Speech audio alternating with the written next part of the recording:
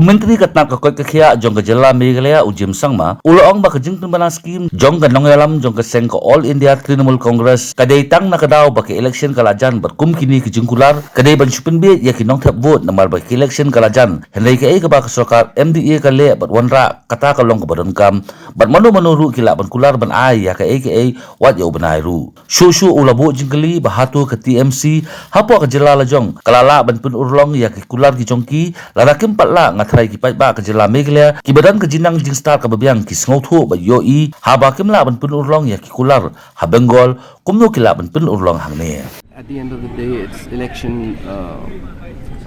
elections approaching around the corner, and I think that there will be such kind of promises that people will make to lure the voters.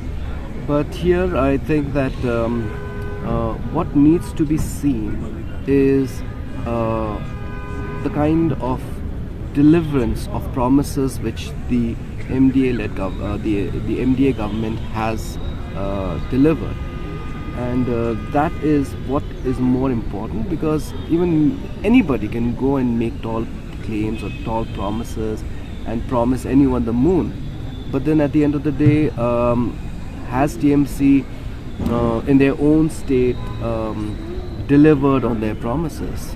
If they have not, then I think that the public of Meghalaya today is so intelligent enough to understand and to see that when they couldn't deliver on their promises in Bengal, how are they going to deliver here?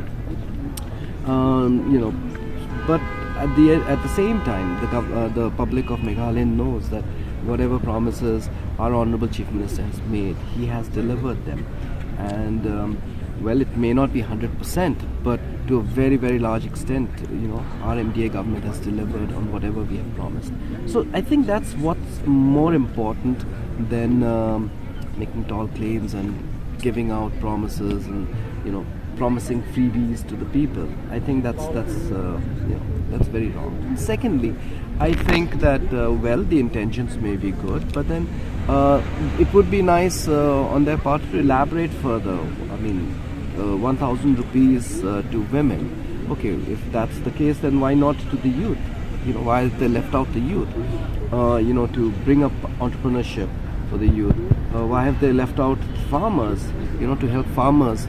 So I think being lopsided and one-sided in their election promises also smacks of election playing to the gallery sort of thing. So we should not really give it that kind of importance, and this is just election gimmickry.